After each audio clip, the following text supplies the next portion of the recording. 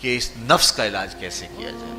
ہمیں آپ کا پتہ بتایا گیا ہے. تو شیخ فرید الدین عطار بولے نفس نتواں کشت الا باسے چیز بات گوئم یادگیرش اے عزیز. نفس نہیں مرتا لیکن اگر 3 اسلحے تیرے پاس ہوں تو یہ ٹھہر بھی نہیں سکتا. وہ 3 اسلحے کون سے ہیں؟ خنجر خاموشی و شمشیر جو، نیزائے تنہائی و ترک ہجو. خاموشی کا خنجر، بھوک کی تلوار اور تنہائی کا نیزہ. یہ 3 اسلحے ایسے ہیں اگر تو یہ لے کر کے نفس پہ ٹوٹ پڑے تو پھر نفس کا مقابلہ تیرے لیے آسان ہوگا. خنجر خاموشی، خاموشی کا خنجر. اللہ کے محبوب علیہ السلام نے فرمایا من صامت نجا، جو خاموش ہو گیا وہ نجات پا گیا. کیونکہ انسان کی زندگی کی زیادہ آفتیں اس کی زبان کی وجہ سے. آپ اپنے گناہوں کا اور میں اپنے گناہوں کا اگر احتساب کروں تو ہمیں سب سے زیادہ گناہ زبان کے ملیں گے. آنکھیں بھی گناہ کرتی ہیں، ہاتھ بھی گناہ کرتے ہیں، پاؤں بھی گناہ کرتے ہیں، لیکن سب سے زیادہ گناہ زبان کرتی ہے. جھوٹ بھی بولتی ہے، غیبت بھی کرتی ہے، شکوہ بھی کرتی ہے، گالی سب و شتم اور کیا کچھ زبان کے گناہ ہیں. اسی لیے اللہ کے محبوب نے فرمایا جو تمہارے 2 جبڑوں کے درمیان ہے یعنی زبان اور 2 ٹانگوں کے درمیان ہے تمہاری پارسائی کی جگہ، تم ان 2 چیزوں کی مجھے ضمانت دے دو، میں محمد تمہیں جنت کی ضمانت دے دیتا ہوں. تو انسان کے سب سے زیادہ گناہ زبان کے ہیں اور اس کی پارسائی کی جگہ کے. تو اس لیے میرے حضور نے فرمایا من صمت نجا، جو خاموش ہو گیا وہ نجات پا گیا. خنجر خاموشی، خاموشی کا خنجر نفس کشی کا ایک مؤثر ذریعہ. اور دوسری بات بشمشیر جو، اور بھوک کی تلوار. تو بھوک سے نفس کا مقابلہ کیا جا سکتا ہے، بھوک کی تلوار سے نفس کا سر کاٹا جا سکتا ہے.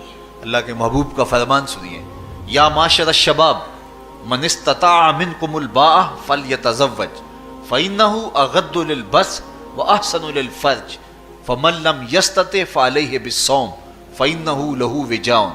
اے جوانوں کے گروہ، تم میں سے اگر کوئی نکاح کرنے کی طاقت رکھتا ہے تو وہ دیر نہ کرے، فی الفور نکاح کر لے. یہ نظر کا اور پارسائی کا محافظ ہے. لیکن اگر تم میں سے کوئی نکاح کرنے کی فی الحال پوزیشن میں نہیں ہے تو وہ کثرت کے ساتھ روزے رکھے. روزے قاطع شہوات ہیں. تو بھوک سے نفس کو جو ہے وہ روکا جا سکتا ہے، اس کو لگام ڈالی جا سکتی ہے. تیسری بات نیزائے تنہائی، تنہائی کا نیزہ. تو فرمایا گیا کہ العافیت فی العزلہ، کہ تنہائی کے اندر ہی عافیت ہے. جب مجلسوں میں غیبت کی بدبو پھیلتی ہو اور چغلی کا ماحول معاشرے کا جزو لا ینفک بن جائے اور مجالس کے اندر نظروں کی پاکیزگی کا قائم رہنا مشکل ہو جائے اور انسان کی زندگی کے اندر گناہوں کا بہت بڑا سبب مجلسی زندگی ہو تو پھر اس سے تنہائی بہتر ہے. حضرت شاہ نقشبند بخاری فرماتے ہیں کہ فقیر کے لیے سب سے اچھی جگہ اللہ کا گھر مسجد ہے، یا کسی کامل صالح شخص کی صحبت ہے، اور یا پھر تنہائی ہے. چوتھی جگہ ہلاکت کے علاوہ اور کچھ نہیں ہے. ہمیں اپنے کاروبار میں، اپنے معاملات میں، اپنی ملازمتوں میں جانے کی تلقین کی گئی تو وہاں یہ تلقین کی گئی کہ دیر سے جاؤ جلدی واپس آ جاؤ، اور مسجد میں جاتے ہوئے تلقین کی گئی کہ جلدی جاؤ اور دیر سے واپس آؤ.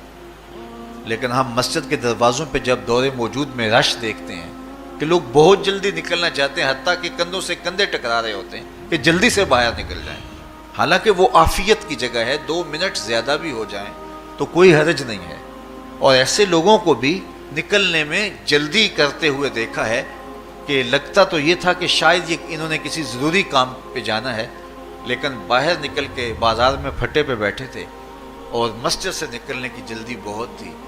تو مسجد میں جلدی جاؤ اور دیر سے واپس آؤ، اور بازار میں دیر سے جاؤ اور جلدی واپس آؤ. لیکن ہمارے رویے اس کے برعکس ہو گئے.